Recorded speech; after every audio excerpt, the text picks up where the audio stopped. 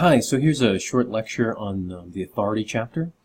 I thought I would record a little lecture because I feel like I haven't recorded a lecture in a while, and you may want to hear from me directly, and plus I really like this chapter quite a bit.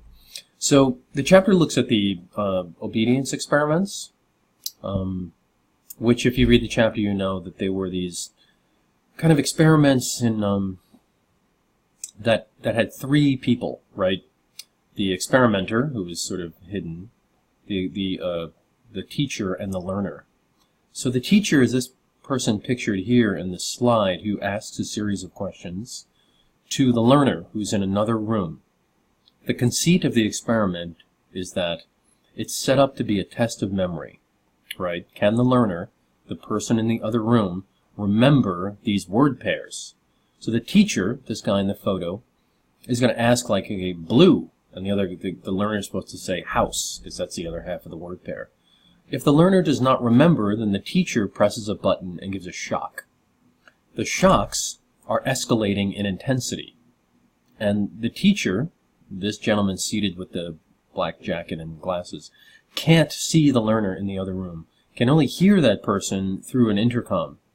And as the shocks increase in intensity, the learner starts, sort of screaming and begging, stop, I'm having a heart attack, these kinds of things. The gentleman pictured here in the white lab coat is sort of running the experiment. And what he's trying to do is sort of encourage the teacher, the person giving the shocks, to, sort of keep doing that. He says things like, it is essential that you continue, the experiment requires that you continue, and so on. They're not coerced or forced to give the shocks, they're only encouraged to do so. What the learner doesn't know, what the teacher doesn't know, this gentleman sitting with the glasses on, right, this guy, just different guy, is that it's all sort of fake. There are no electric shocks. It's not a test of memory, it's a test of obedience. And it's a very famous experiment. There's some good video you can see on YouTube.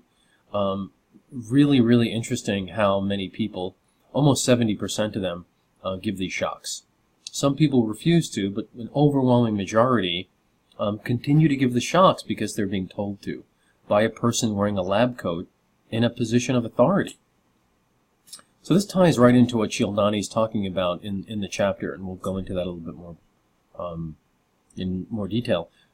But this experiment was repeated not with a person as a learner, but not with a person getting shocked, but with a puppy getting shocked. And it was also imaginary, and it was done in the UK. So it's an updated version of the experiment, but the results are still the same. So Cialdini also talks about the train incident. This Mr. Wilson, with a group of other protesters, is standing in front of a train, thinking the train will stop. The engineer of the train is given orders not to stop. He does not stop the train. Everyone jumps off the train tracks except for Mr. Wilson, who ends up losing both of his legs. He realizes, Mr. Wilson does, that he was depending on the ethics of the train engineers and the company to stop the train, which he later realized perhaps was a mistake. The engineers on the train were simply following orders, right? They were just doing what they were told. This, as you'll remember, is Rudolf Hess and Adolf Eichmann's defense. These were both Nazis who said, well, we're just following orders. So Cialdini wants to look at the obedience through the frame of persuasion. People who are sort of, become obedient. And there are a number of ways that this happens. Just staying in the space of the train crash for a minute. Plane crashes is a famous one. Well, they're all, I guess, notorious in a sense. But in 1978, a plane crashed. And what happened was that it had some mechanical malfunction that was preventing it from really landing safely, a problem with the landing gear. And they kept circling the airport and circling the airport. The co-pilots realized that they're running out of fuel. The pilot was so busy making calculations that the plane crashed because it ran out of fuel. And the co-pilots never said anything because they were trained to respect the captain, right, the pilot.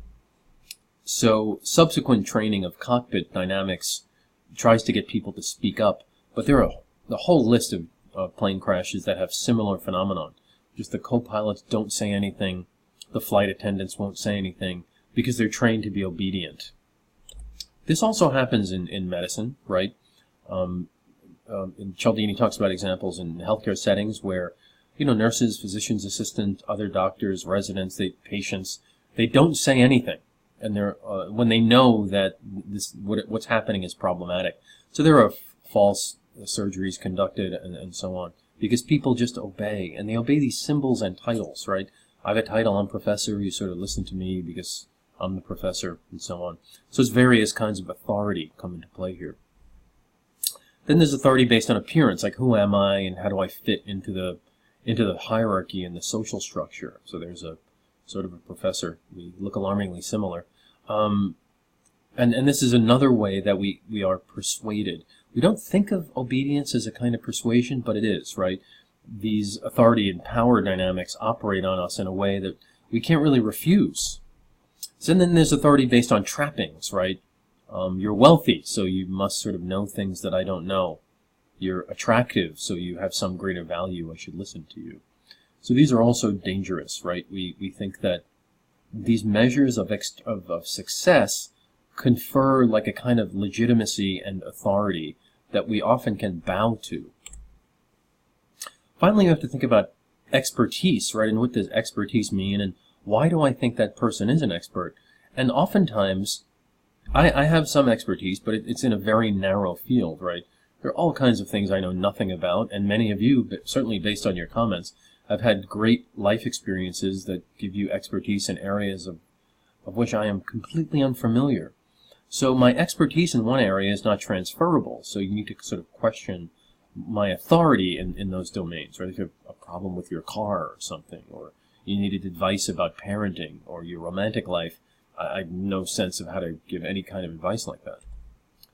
Finally, how truthful can we expect experts to be? And Cialdini has some interesting things to say about this in terms of what are the dynamics of maintaining expertise. What is my loyalty as an expert to my own sense of expertise, to the domain and its legitimacy? It's an interesting, astrology, right? I'm an astrologer, I'm an expert in astrology, but astrology technically is a pseudoscience, right? It's not accurate, it doesn't really work, it's not rigorous in the sense that astronomy is, say. So how truthful is my expertise in that regard? So Blackboard has a lot of content this week around this notion of obedience. There's actually been a film made of the Stanford prison experiment. This is an experiment run by Philip Zimbardo. Zimbardo actually spoke at Fordham.